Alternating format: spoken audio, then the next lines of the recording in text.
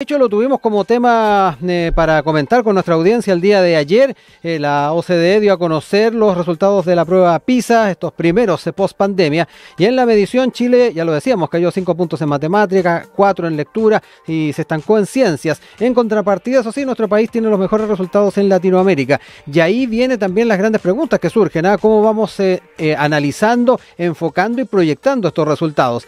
Es importante el tema de ir viendo que estamos bajo los estándares de la OCDE, pero además como vemos también el hecho de que estemos con un desempeño bastante mejor que otros países de nuestra región. Es parte de lo que queremos empezar a conversar junto al coordinador del Laboratorio Latinoamericano de Evaluación de la Calidad de la Educación de UNESCO Chile, quien es también ex secretario ejecutivo de la Agencia de Calidad de la Educación, Carlos Enríquez, a quien ya saludamos en estos momentos y que está conectado con nosotros desde Panamá. ¿Cómo estás, Carlos? Muy buenos días y gracias por sumarte a esta conversación con nosotros acá en Enlace USACH. Carlos, ¿me escuchas? Sí, te escucho perfecto. Ahí sí, que no teníamos ahí respuesta, pero ya tenemos tu voz. Además, volviendo ahí a tu alma mater, Carlos Enrique, siempre es bueno además recibirte acá en la Universidad de Santiago, que conoces tan bien además. Así es, así que muchísimas gracias, Rodrigo. Bueno, planteo la interrogante que teníamos ahí en la introducción, Carlos.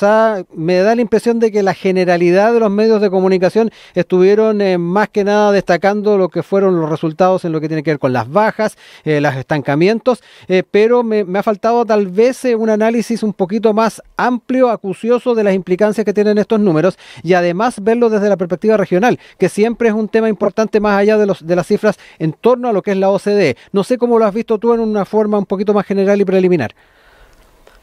Sí, agradecerte, Rodrigo, por tener la posibilidad de aportar con la gente que nos escucha en esa línea. Primero, PISA mide habilidades de estudiantes de 15 años, significa que están saliendo del sistema escolar.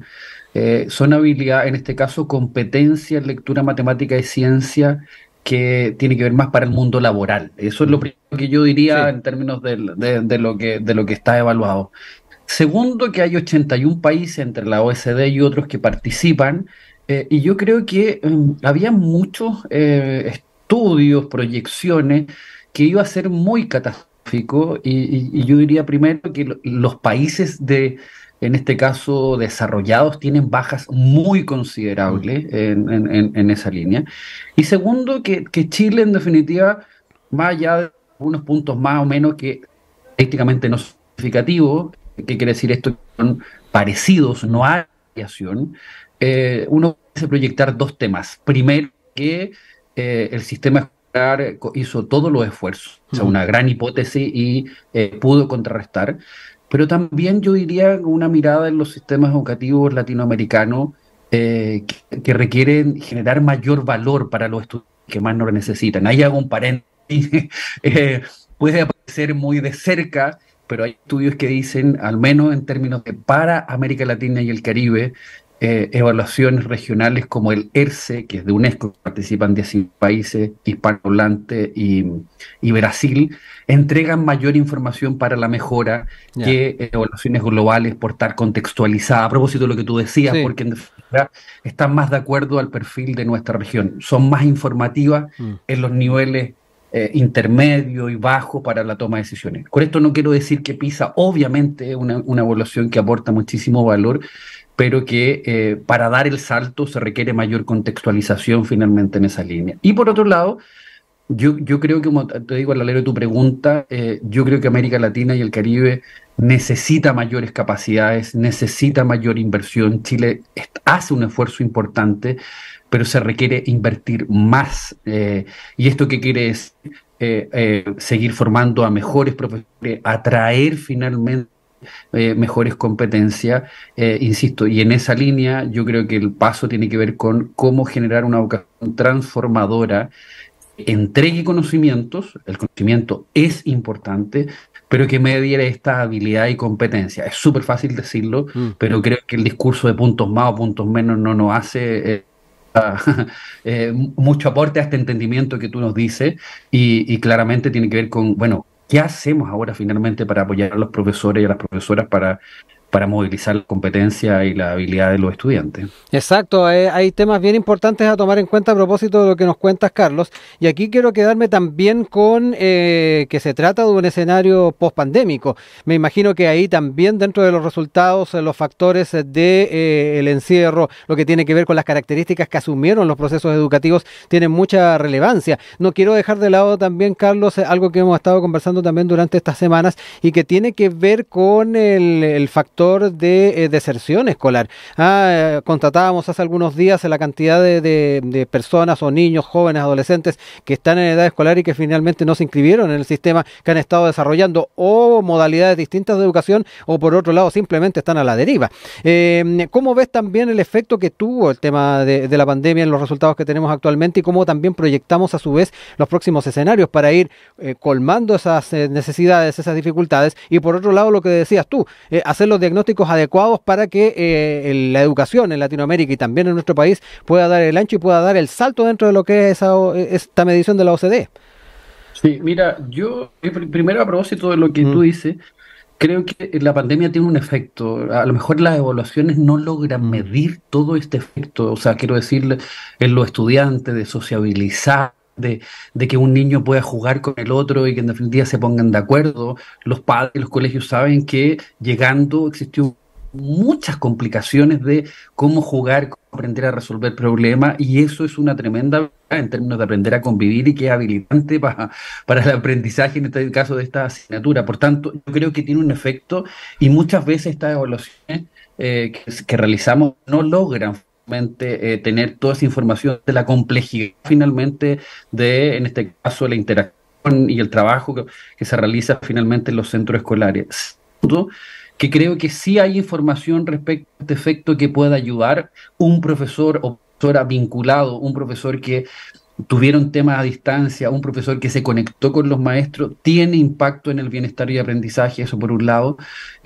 Segundo, que yo diría que los estudiantes del quintil socioeconómico más bajo, que no hayan retrocedido, tiene que ver con Chile. Hay políticas públicas, lamentablemente, a diferencia de otros, que se hace un esfuerzo, tiene que ser más eficiente, tiene que ser mejor, pero efectivamente los maestros hacen en esa línea. Y yo creo que este tema también, cuando los estudiantes se sienten motivados por sus maestros y están conectados, yo creo que ayuda muchísimo a romper esas necesidades y transformarse en apoyo de los maestros. En esa dirección, yo creo que toda esta información hay que tomarla con calma y tratar, todo lo que tú dices bien, Rodrigo, de complejizar estos diagnósticos para que finalmente los planes sean adecuados y dar el salto. En esa línea yo creo que aquí, insisto, Chile no bajó, pero sí tiene un estancamiento en los últimos 15 años. No fue catastrófico finalmente el que iba a haber una baja considerable, sino que, pero sí no hemos podido mover pese a los esfuerzos de distintos gobiernos. Y yo creo que demanda a lo mejor consensuar una agenda más transversal, que las reformas más estructurales se implementen de buena manera. Y por otro lado, como somos más parte de la solución que el problema, es muy difícil ser profesor y profesora hoy día. Y el tema generalmente, los medios, los expertos, terminamos todo el rato criticando y más bien yo diría, bueno, ayudamos a los centros y a los maestros a hacer labor finalmente, que además hoy día en el mundo tan complejizado y con tanta tecnología, que es una tremenda oportunidad. Este estudio también dice que los mismos jóvenes de 15 años dicen es una distracción, es una complicación, o sea, y claro, ayuda a mediar aprendizaje, pero claramente es una interferencia cuando no está bien utilizada. En esa línea creo que, como te decía, lo que tú señalas, tener diagnóstico adecuado y complejizarlo, creo que es muy importante, insisto, para que la política pública esté al servicio finalmente de la mejora de los centros escolares. Sí, Carlos, ya que aludes también al tema de la tecnología, las eventuales distracciones que pueden haber a la hora de enfrentar los procesos educativos, recordemos que en el marco de la pandemia se incorporó de forma importante el tema de la tecnología. Las clases de Zoom, de una u otra forma, también han estado acompañando los procesos actuales de forma menos constante, tal vez, más más marginal. Sin embargo, eso quedó establecido. Y ahí no solamente me quiero quedar con ese elemento, Carlos, para poder ponerlo sobre la mesa, sino que además el rol que tienen los padres, los apoderados, los tutores de cada uno de estos jóvenes y niños. Porque, tal como te decía en la introducción, estuvimos preguntando a nuestra audiencia estos números y particularmente las implicancias que tiene. Y muchos nos decían que, más allá de lo que puede hacer la escuela, que es muy importante, el rol que asuman los propios estudiantes, las mismas direcciones de los colegios, las autoridades, el rol que tienen los padres, apoderados y tutores es fundamental. De repente para acompañar los procesos, acompañar los estudios. Sabemos que no todas las familias tienen el mismo capital cultural para ir aportando también a sus estudiantes. Ahí tenemos también un tema que en muchos aspectos se complica el poder dar el salto. Claro, o sea, aquí hay esto, como tú dices bien, Rodrigo, otros, y dice el rol de los padres es sustantivo, la expectativa, el acompañar, el colaborar, el creer en ello, es totalmente distinto, y esto, padre, cuando hay un problema uno dice, ya no lo hagas más, ya, ok, versus que tú dices, "Ya, inténtalo de nuevo, trata de buscar distintas formas". O sea, aquí nos dice este estudio, nuevamente, igual que otros estudios como los que tenemos en UNESCO, como el ERCE, que la mentalidad de crecimiento, primero, el estudiante cree en él, lo va a intentar, tiene efecto finalmente en su trayectoria educativa. Que los padres y madres, o el adulto significativo en realidad, Sí. también lo apoya, tiene alta expectativa, también incide finalmente, está correlacionado, no es causal, está Sí. correlacionado finalmente a mayores aprendizajes.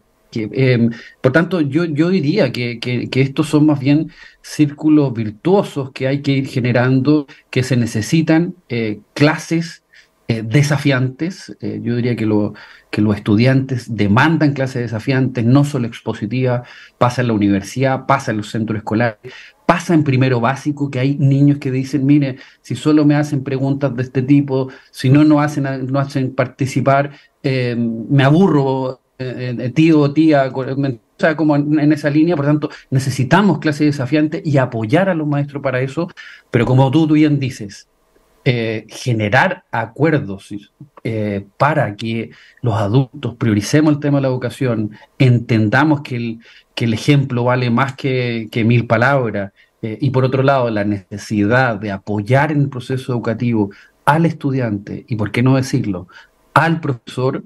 Creo que es indispensable para generar procesos educativos más allá de una evaluación, sino finalmente para poder formar a nuestros niños y dotarlos de mayores competencias para desenvolverse en un mundo cada vez más conectado, cambiante, pero que también tengan la habilidad finalmente para relacionarse y interactuar en esa línea. Les recuerdo que estamos dialogando con Carlos Enríquez, coordinador del Laboratorio Latinoamericano de Evaluación de la Calidad de la Educación de UNESCO Chile, también ex secretario ejecutivo de la Agencia de Calidad de la Educación. Centrándonos, Carlos, en lo que tiene que ver con las formas en las cuales apoyamos estos procesos desde la perspectiva ya sea estatal, ministerial, también de los propios establecimientos educacionales y obviamente, como lo decíamos recién, de parte de los núcleos familiares.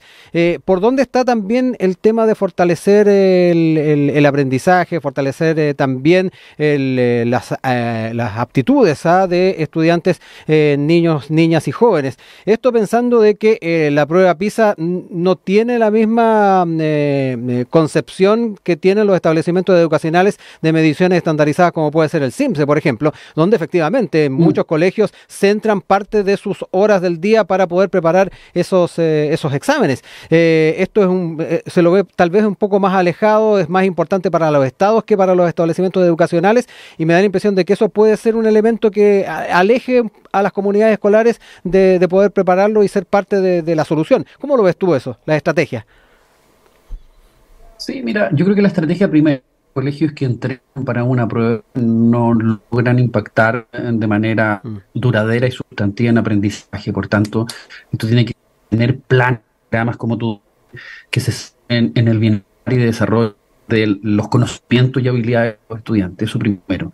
Segundo, que a mí me parece que hay que ser cuidadoso, y aquí los expertos en pedagogía podrán decirlo con mayor fuerza, que para generar, en este caso, habilidades, es necesario el conocimiento.